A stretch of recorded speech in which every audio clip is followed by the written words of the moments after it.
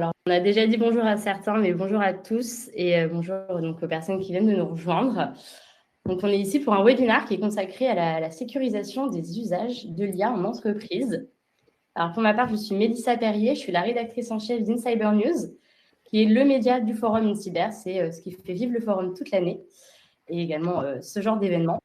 Je suis en compagnie d'Olivier Vaugrenard et d'Alexandre Domard de chez Netmetrix. Merci à tous les deux d'être présents. Je vais d'abord vous laisser vous présenter avant de rentrer un peu dans le vif du sujet. Oui, effectivement. Enchanté.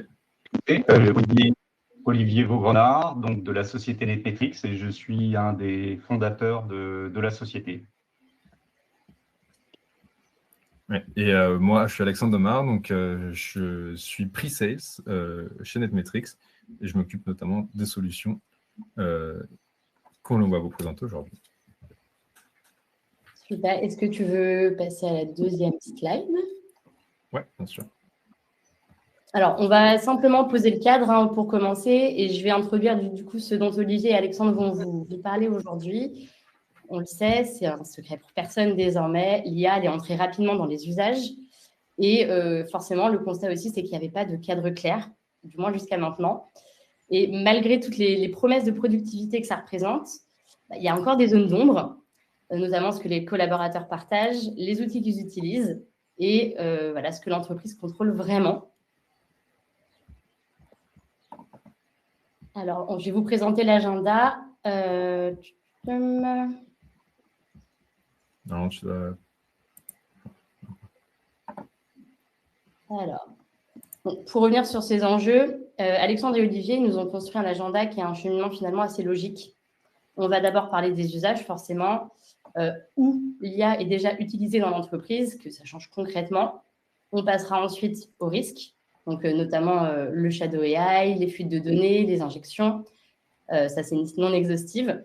On regardera ensuite le cadre réglementaire, parce que forcément, ces usages, ils posent des questions de conformité. Et une fois qu'on aura compris les règles du jeu, on verra concrètement comment on peut agir, notamment avec une politique d'usage, puis avec Prompt Security qui permet de reprendre la main.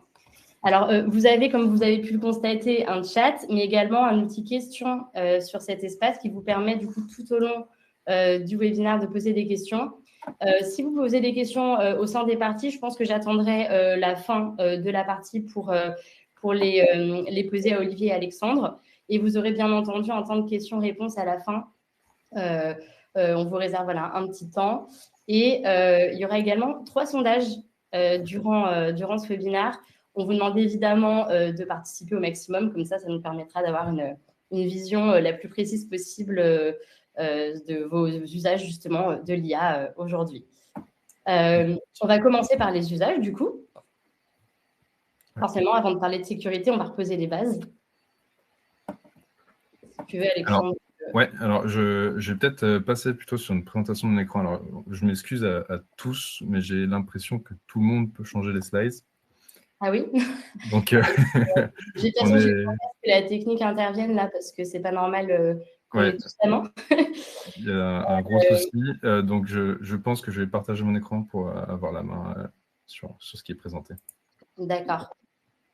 Oui, ça sera peut-être mieux. Ouais, ça marche. Bon, avant de parler de sécurité, du coup, on va regarder où l'IA, elle est déjà rentrée dans l'entreprise, que ce soit officiel ou non d'ailleurs.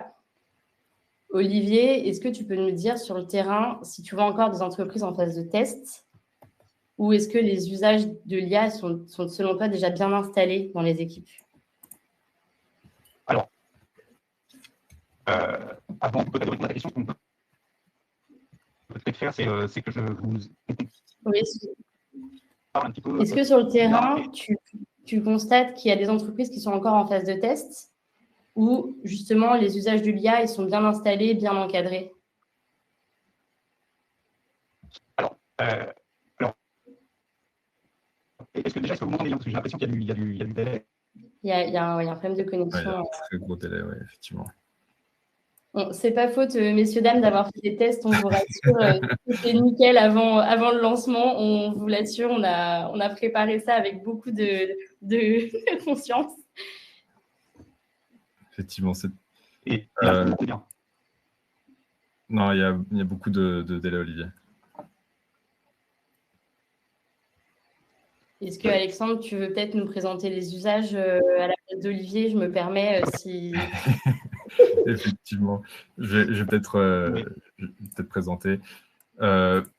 Donc, effectivement, alors tu l'as dit, il y a différents usages, différentes choses que l'on peut retrouver aujourd'hui en entreprise. On fait un constat qui est assez global à toutes les sociétés, c'est qu'aujourd'hui, l'IA, elle est partout. Aussi bien pour les utilisateurs, pour des outils de sécurité, pour les développeurs, pour les équipes de ressources humaines, les équipes légales. On va en retrouver partout. Et non seulement sur des usages directs, donc avec tout ce qui va être les outils métiers, ChatGPT, Copilot, Gemini, les assistants de code, les agents IA, maintenant, on en voit aussi émerger, mais aussi pour les usages indirects, c'est-à-dire qu'on va retrouver des IA intégrés dans nos outils métiers, on va retrouver des applications qui vont intégrer des LLM, même si ce ne sont pas leur but premier, et ces usages-là, ils sont très souvent invisibles.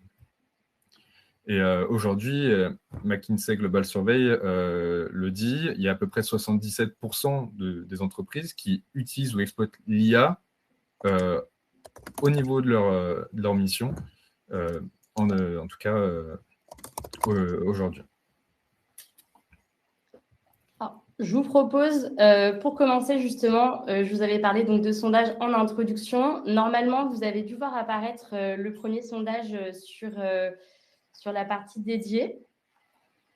L'idée, c'est qu'on voit où vous, en tant que participant, en tant que vous travaillez dans des entreprises de typologies différentes, où en est votre maturité en termes d'IA.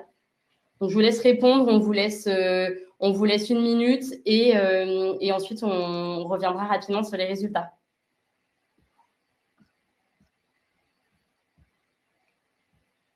Effectivement.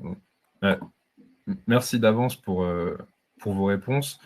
Effectivement, l'idée, c'est de savoir, bien comprendre quels sont les niveaux de maturité de vos différents projets, à quel point vous avez pu déployer ou utiliser l'IA dans votre entreprise, et bien comprendre, et aussi savoir, effectivement, si vous avez des projets de déploiement d'outils qui utilisent l'IA ou de politique, on y reviendra après, autour de l'IA.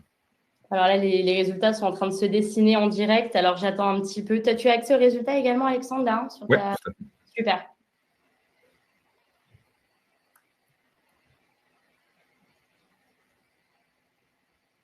J'attends encore un petit peu que tout le monde réponde.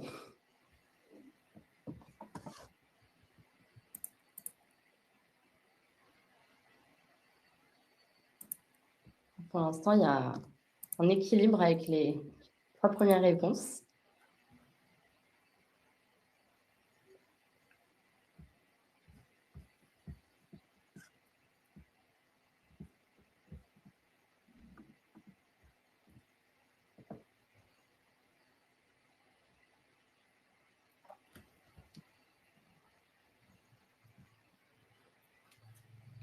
Effectivement.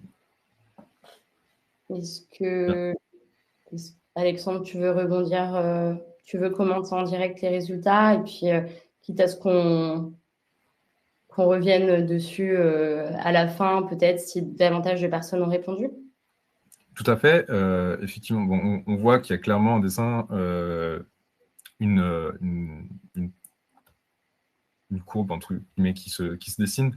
La plupart des gens ont déployé, mais de façon restreinte, qui est compréhensible. On le verra après, mais ça constitue justement une nouvelle surface de risque qui est d'ailleurs pas toujours identifiée.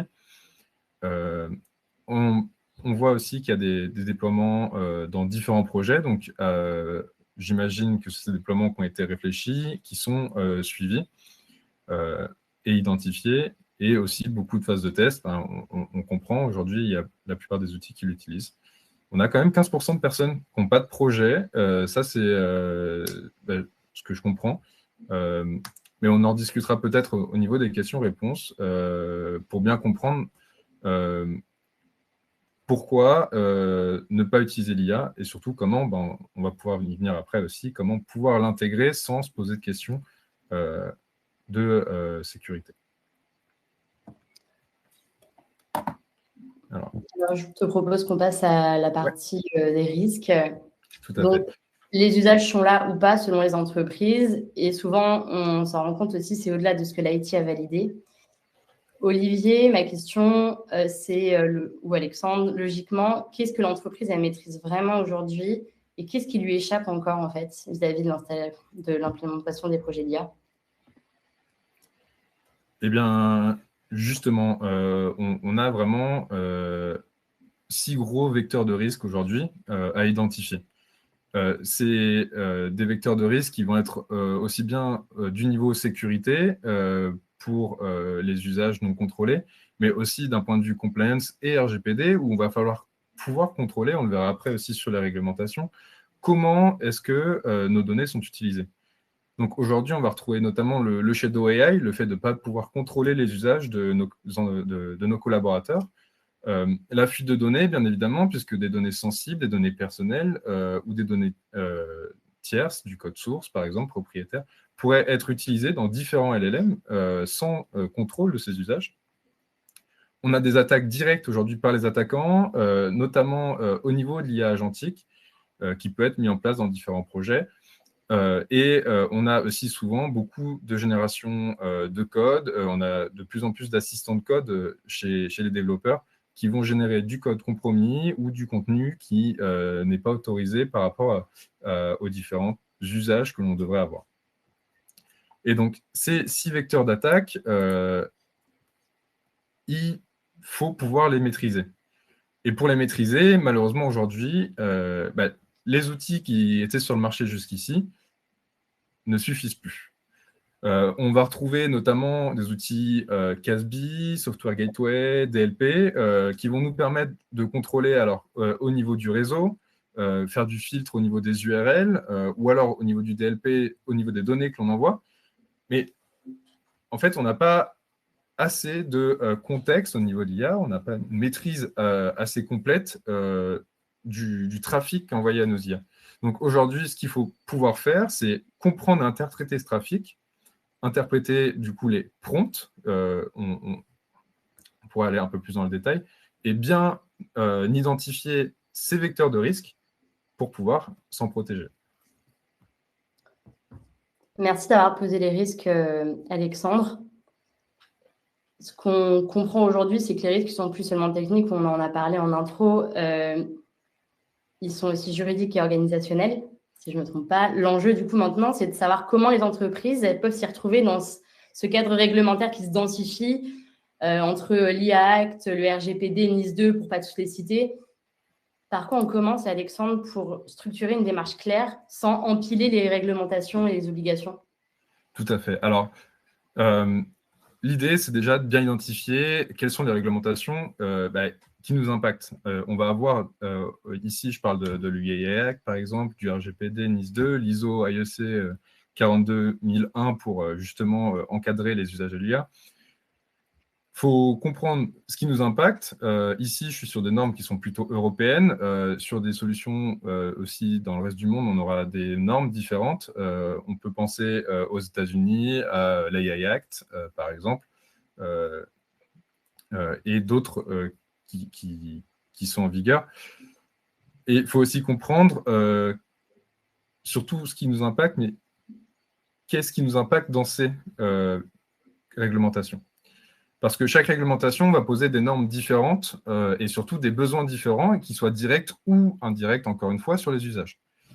Le UIAC, par exemple, demande une classification directe des usages de l'IA par niveau de risque au niveau de nos applications, un inventaire et une traçabilité des usages de l'IA et la possibilité de faire des audits de système à haut risque avec des rapports d'audit complets sur les usages de l'IA, les modèles utilisés, mais pas que, puisque c'est aussi applicatif. Avec le SBOM, par exemple, l'AI-BOM, pour retrouver aussi tout ce qui est supply chain des modèles, si ce n'est pas développé en interne. On a aussi les RGPD qui vont poser une base, alors pas pour l'IA directement, encore une fois, mais par contre pour les données qu'on y envoie. Puisque les données personnelles de nos collaborateurs qui pourraient transiter sur ces IA, elles vont poser un souci de RGPD dans un cadre où on ne peut pas contrôler ces données. Et l'idée, c'est de pouvoir justement avoir du traitement, répondre à l'article 32 pour le contrôle et traitement des données personnelles, et surtout avoir un registre et enregistrer, analyser et identifier les impacts que les IA ont sur les données personnelles de nos collaborateurs. Pour NIS 2, on est vraiment côté cybersécurité. Donc là, c'est gouvernance de la cybersécurité, des usages de l'IA pour la cybersécurité.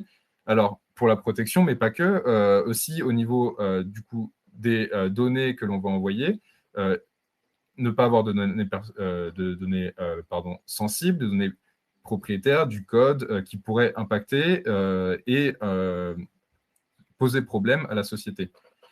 Mais alors, on a ces usages directs de l'IA, mais on va aussi parler beaucoup en ce moment de l'IA agentique, c'est de ne pas donner trop de permissions à nos agents, nos applications qui vont utiliser de l'IA pour avoir accès au reste de la chaîne de logistique, des applications métiers, etc. Et pour finir, alors, une réglementation qui est plutôt une norme, hein, l'ISO IEC, on est plus sur une norme qui vient justement poser des bases depuis 2023 sur les usages, comment les encadrer, comment faire le cycle de vie et le contrôle des fournisseurs d'IA, avoir la possibilité d'avoir un monitoring complet et tout ça en vous accompagnant sur la partie compliance au niveau de l'IA. Merci Alexandre. Maintenant, reste à savoir si ces fameuses politiques d'usage, elles suivent vraiment sur le terrain.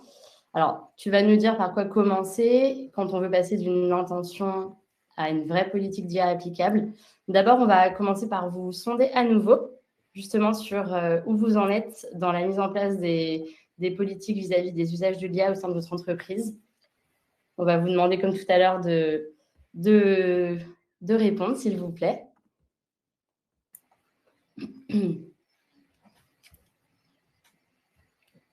Effectivement, on parle beaucoup du coup des réglementations.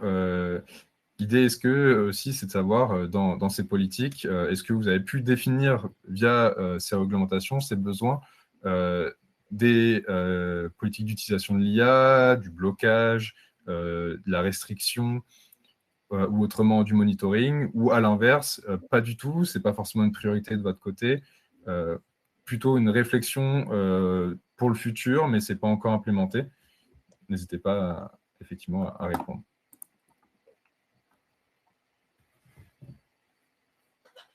Il y a quand même quelques politiques déjà définies, c'est pas mal.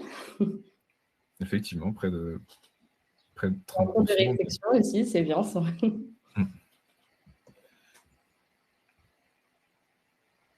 Je laisse encore une petite minute.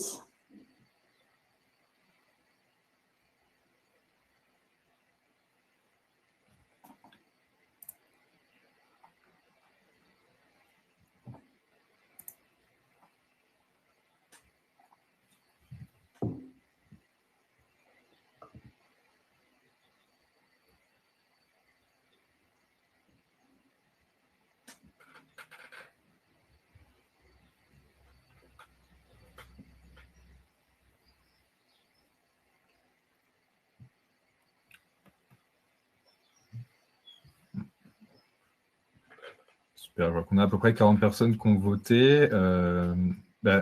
Pour débriefer un peu, c'est effectivement intéressant. On a 23% de personnes qui ont défini et appliqué une politique. Donc, c'est très intéressant parce que du coup, ça montre une certaine maturité au niveau du sujet de l'IA, des usages. Maintenant, à voir aussi à quel point, effectivement, les politiques sont permissives ou non. C'est des retours qu'on a beaucoup sur des permissions, enfin, sur des politiques définies, mais qui sont très bloquantes. Alors, on y reviendra un petit peu après pour voir comment est-ce qu'on peut aussi contourner ces choses-là et surtout les adresser de la meilleure des manières. On a 28% de politiques définies. Alors là, on y viendra peut-être au niveau questions-réponses, mais c'est intéressant. Savoir pourquoi est-ce que c'est pas encore appliqué, est-ce que c'est une question de timing, de temps, ou est-ce que c'est une question aussi de technologie et comment appliquer ces politiques, justement, on va le voir aussi avec la solution Prompt Security, où là, c'est très intéressant. Et je vois qu'il y a 44% quand même de pas encore, mais que c'est en cours de réflexion. Donc, on voit quand même une piste, un fil rouge, effectivement, autour de l'IA qui commence à se dessiner au niveau des sociétés.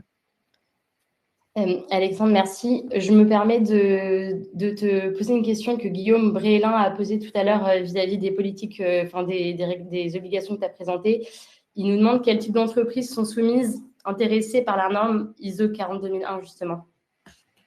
Tout à fait. Alors, la norme ISO 42001, pour le coup, elle vise tout type de société. L'idée, c'est vraiment de pouvoir encadrer les usages de l'IA au sein de l'entreprise. Donc, l'usage de l'IA au niveau des collaborateurs, mais pas que, aussi au niveau du développement, de modèles internes, d'utilisation de l'IA, d'utilisation de données de clients. Ça va venir couvrir l'usage de l'IA en général. Super, merci beaucoup. Alors, on a vu que certains avaient encore une politique en cours de réflexion. Pour ceux qui n'en ont pas encore de définie, tu peux nous dire par quoi on commence pour contrôler ces fameux usages? Bien, tout à fait. Donc, pour construire une politique d'utilisation de l'IA, nous, en tout cas, on a posé 5 étapes. Il y a des points clés à voir, évidemment, savoir inventorier, savoir pallier au shadow AI et identifier tous les outils qui vont être utilisés par nos collaborateurs. Ça, c'est très important. Maintenant, ces outils, dans un second temps, il faut aussi les classifier, savoir quels sont les outils que l'on autorise, quels sont ceux que l'on n'autorise pas, quels sont ceux que l'on veut restreindre pour certaines équipes, pour certains usages. On peut penser, alors il y a un exemple qui me vient tout de suite en tête, c'est pas mal de sociétés ont des collaborateurs qui utilisent beaucoup de ChatGPT, mais par contre, les développeurs, eux, préfèrent utiliser Claude avec leurs outils, Claude Code, des outils qui sont très performants. Et du coup, c'est savoir comment est-ce qu'on va venir intégrer ChatGPT pour nos équipes, disons nos équipes marketing, et Claude Code que pour nos collaborateurs développeurs. Et là, tout ça, il y a un enjeu, savoir comment bloquer, réguler. Et en vient le troisième point, donc faire la régulation, poser des règles par département, par profil d'utilisateur, puis contrôler effectivement l'application de ces règles, et pour finir, sensibiliser dans le cas où nos collaborateurs ne comprennent pas et surtout tentent ou non de déroger à ces règles. Donc, par ça, je voudrais quand même appuyer du coup sur le fait des points clés. L'idée, c'est d'avoir une vision complète, une granularité par équipe, et être capable de s'aligner avec les différentes réglementations et de mettre à jour en continu nos politiques, puisque ce n'est pas quelque chose qui va rester figé, ça avance très très vite, on le voit beaucoup, et il y a énormément d'outils qui continuent à se développer sur le marché, et donc il faut pouvoir adresser ces outils.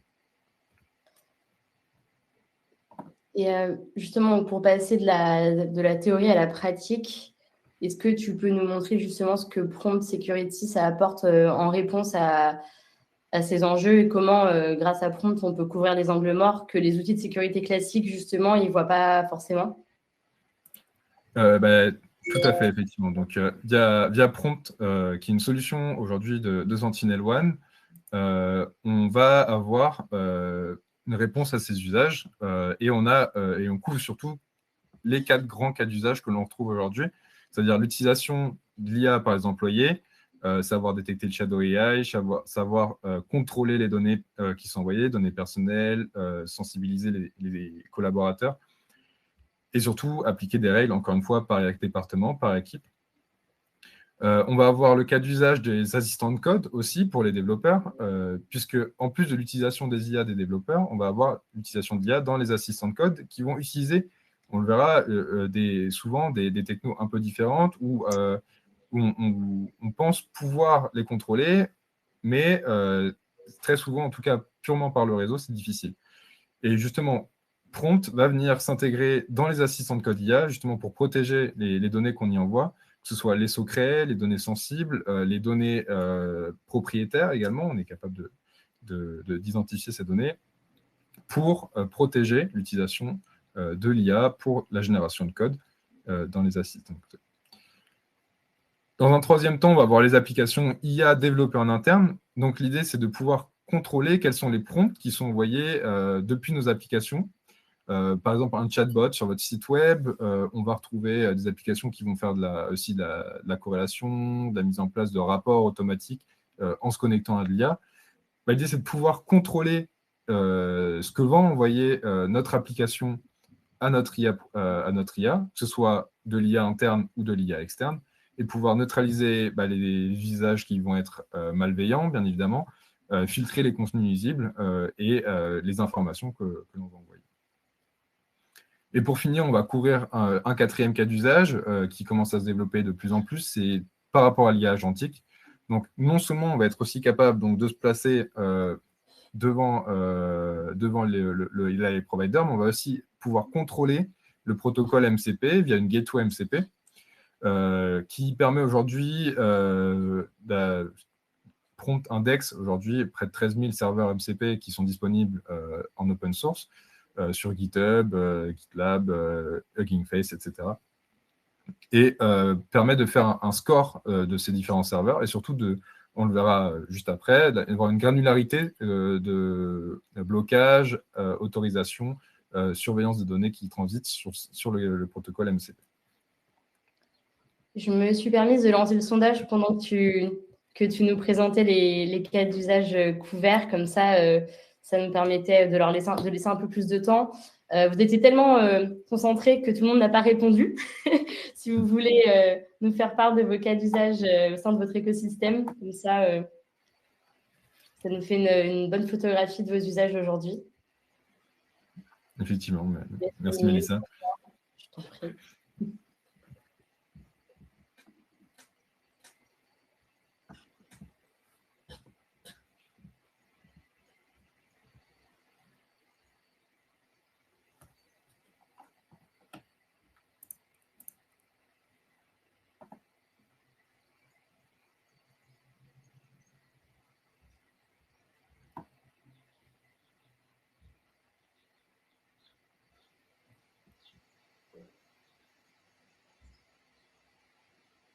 Alors, je vois un message dans le chat.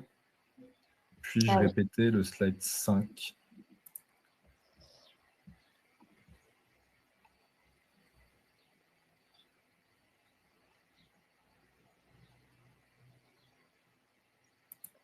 Alors, par le slide 5, vous voulez dire cette slide ou la slide numéro 5, qui sont deux slides différentes. Est-ce que c'est la slide sur l'IA et partout dans les entreprises? À mon avis, c'est ça. Donc, si vous le souhaitez, on y reviendra après. Il y a quelqu'un qui a demandé d'ailleurs si la présentation pouvait être partagée. Si vous voulez répondre en direct. Oui, bien sûr, effectivement. Si vous le souhaitez, on pourra vous partager la présentation. On a 38 votes sur les cas d'usage utilisés. D'ailleurs, désolé pour la coquille. Effectivement, donc sans surprise, on a le 36% pour les employés. C'est évidemment les usages que l'on va retrouver le plus souvent chez nos collaborateurs. 27% pour les développeurs, c'est évidemment le second usage le plus utilisé pour la gestion de code, le développement. C'est des choses qu'on retrouve très très fréquemment et qu'on adresse aussi très très très bien. Puis les applications en interne et l'IA agentique qui, on le voit chez beaucoup de sociétés, commence à se dessiner, est en réflexion, mais n'est pas encore en place. Bien, merci pour vos réponses. Effectivement, les cas d'usage vont être multiples. L'idée, c'est, et surtout, et c'est là la force de Prompt, c'est de pouvoir couvrir un des 4 cas d'usage ou les 4 cas d'usage en même temps. On est très flexible dessus et ça permet aussi de pouvoir y aller de petit à petit, mettre en place des politiques de sécurité et des usages de l'IA qui vont être granulaires et qui vont venir se développer avec le temps. Tu peux revenir sur les caractéristiques clés également de Prompt? Oui, tout à fait. Donc, ce qui est intéressant, c'est que pour chaque cas d'usage que j'ai pu vous présenter, on va avoir une visibilité totale sur donc, les prompts qui vont être envoyés à l'IA. On va être capable de détecter les différentes interactions, de protéger aussi ces prompts. Protéger dans deux sens. Dans un premier temps, protéger les données qui sont contenues dans ce prompt, les données personnelles, encore une fois, les secrets, les informations IP, les informations propriétaires, etc., qui seraient potentiellement nuisibles à l'utilisateur ou à la société. Et tout ça, on peut l'anonymiser. On est capable de le voir, anonymiser, détecter et permettre soit un blocage du prompt, soit une utilisation anonymisée de ce prompt pour l'IA. On a bien évidemment toute une partie gouvernance qui va vous permettre de mettre en place des différentes politiques pour différents usages, différentes équipes, différents modèles d'IA. On peut imaginer avoir une politique différente pour un AI provider que l'on va payer et un AI provider qui est utilisé de manière gratuite par les collaborateurs. Une sécurité aussi au niveau de tout ce qui va être prompt malveillant. Donc, tout ce qui va être prompt injection, jailbreaks, extraction de contenu, extraction de système prompt, etc. On va se positionner aussi en gateway MCP, bien évidemment, pour la partie agentique. Et l'idée, c'est d'avoir un déploiement, on va y revenir après, qui soit facile et rapide de trois manières possibles. Alors, soit avec un agent léger, une extension de navigateur ou de manière proxy, reverse proxy pour les applications. J'ai David Murat qui nous demande comment Prompt est intégré avec les agents EDR S1. Alors, aujourd'hui, on est sur deux agents différents pour le moment. C'est une intégration qui est en développement. Donc, d'ici la fin de l'année, je pense qu'on aura une intégration complète aux agents S1. Pour le moment, c'est deux agents différents. À terme, ce sera deux agents, ce sera combiné, fusionné. Merci Alexandre. Tu veux nous parler des modes de déploiement? Oui, effectivement. Donc, j'en parlais juste avant. On a trois modes de déploiement. Donc, sur les endpoints, sur les machines, on va être déployé de manière d'un agent léger sur la machine pour tout ce qui va être application lourde, utilisation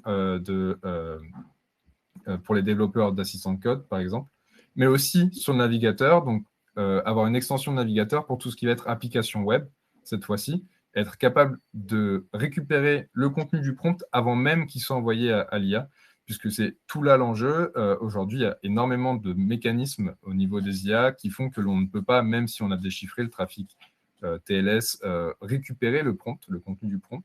Il y a des chiffrements qui sont directement avant l'envoi sur certains providers. Et justement, le fait d'avoir l'extension de navigateur ou l'agent léger permet de récupérer ces prompts avant ce chiffrement, ces mécanismes de protection, pour pouvoir contrôler et intercepter la requête directement avant l'utilisation. Aujourd'hui, on supporte Windows et Mac, pas encore Linux, ça c'est à noter tout de même. Mais on supporte complètement Windows, Mac et bientôt également aussi la partie mobile qui est en cours de réflexion. L'idée d'avoir ces extensions navigateurs et ces agents légers, c'est surtout aussi de ne pas avoir de modification de l'architecture réseau. On sait que ça peut être parfois compliqué de modifier tout le cheminement du réseau, de rediriger, ça peut être vraiment... Alors, premièrement compliqué, mais aussi un gros travail de préparation au départ. Ici, on demande juste avoir la possibilité de déployer soit via un MDM pour le Mac, soit par GPO, si on est sur du Windows ou du Active Directory, sans problème, où on peut déployer l'agent et l'extension directement. Second mode de déploiement, on va être sur un mode proxy inversé, cette fois-ci pour les applications IA en interne, pour donc rediriger le trafic des applications vers prompt pour contrôler effectivement les prompts que l'on va envoyer aux AI providers derrière. L'idée, c'est de, encore une fois, pouvoir analyser, filtrer les requêtes, aussi faire proxy LLM. Il y a un cas d'usage, alors on n'en parle pas beaucoup, c'est un petit peu un effet de bord, mais qui est très intéressant aussi, c'est que puisque l'on va bloquer tout ce qui va être négatif, par exemple les attaques, on peut imaginer complètement les bloquer. Ça permet aussi de ne pas faire de requête à l'AI provider via l'API, ce qui a un coût pour tout ce qui va être tentative d'attaque, tentative d'envoi de données sensibles, nuisibles. Ce sont des choses qui peuvent aussi vous permettre de faire des économies d'usage. Et pour finir, on a la partie agent IA avec la gateway MCP pour les agents qui va venir récupérer les interactions client-serveur entre les agents et les serveurs MCP pour contrôler les usages et les données qui y transitent.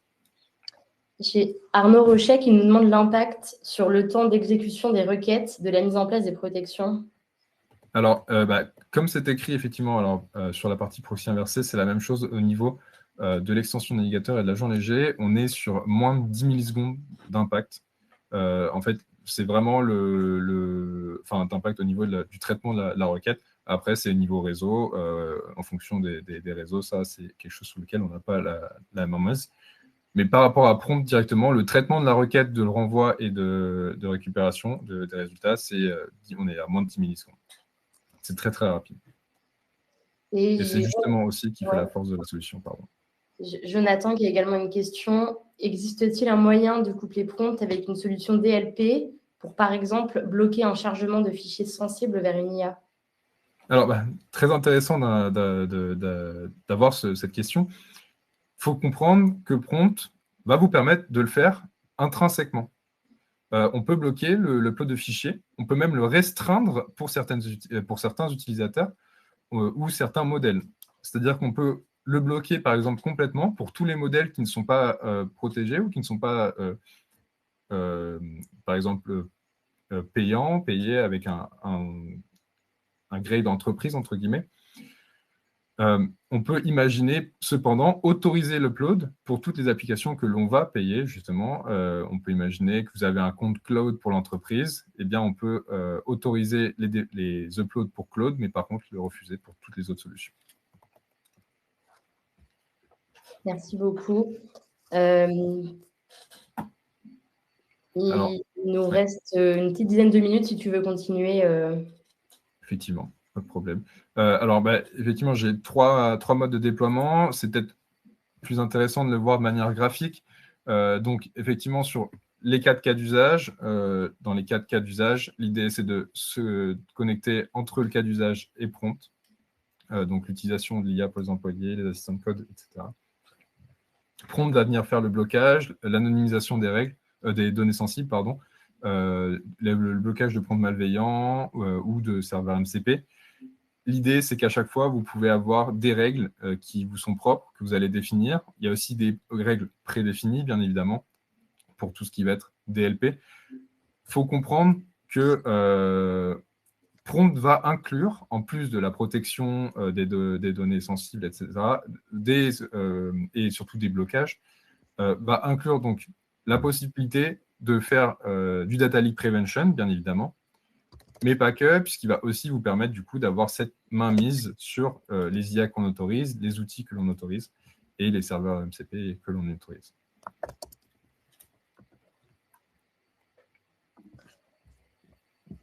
Merci beaucoup. Est-ce que tu veux maintenant revenir sur justement comment Netmetrics intègre Prompt dans son offre globale pour terminer? Puis après, je pense qu'on va avoir quelques questions.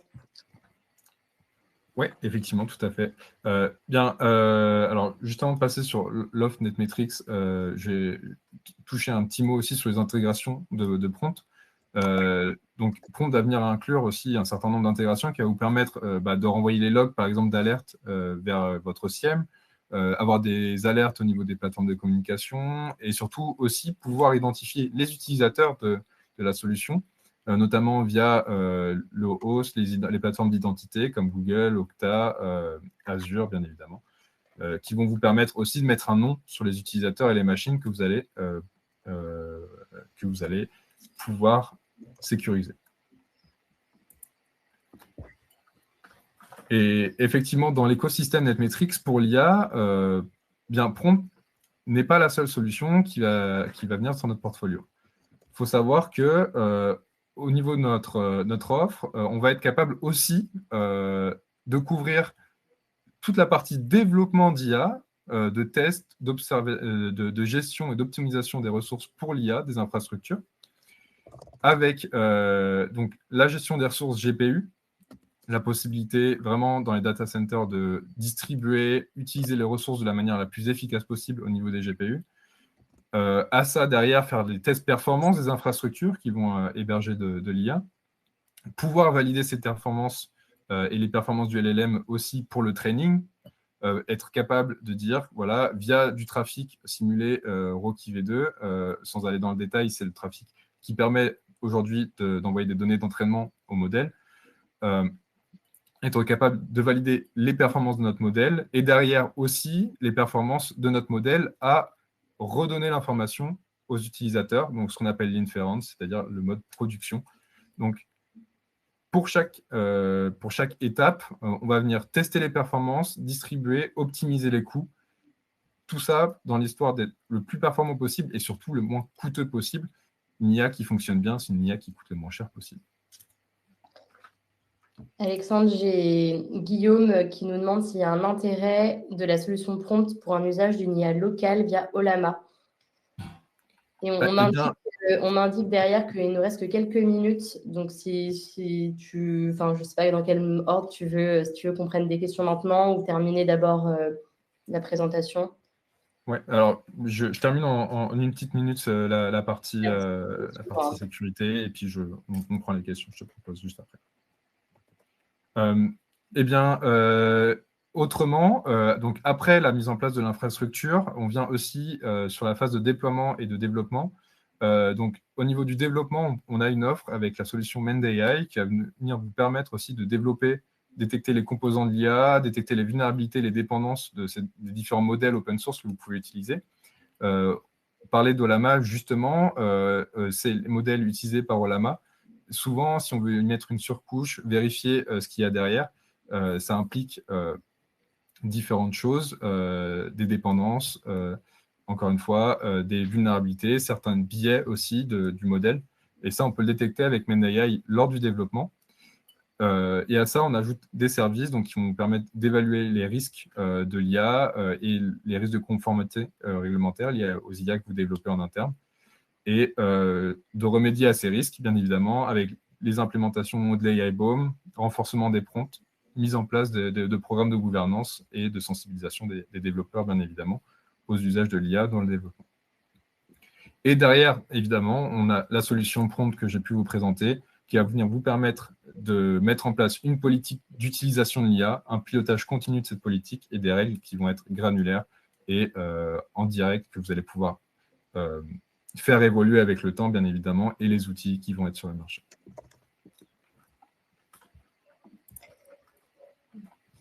Merci beaucoup, Alexandre.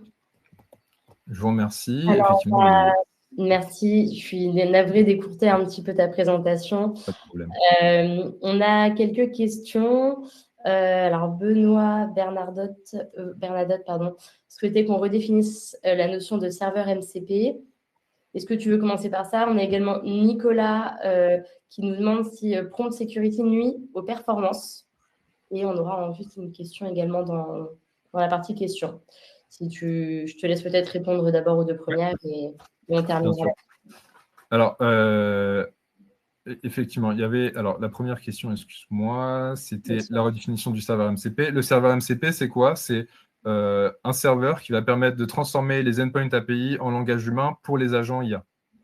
C'est-à-dire que lorsque vous allez demander à un agent IA, va chercher mon emploi du temps sur l'application Notion, par exemple, eh bien, un serveur MCP de Notion va venir intégrer en fait, le palier entre le langage humain et les endpoints API à aller chercher pour récupérer les informations. Donc, ça vous permet de connecter l'IA à des applications métiers.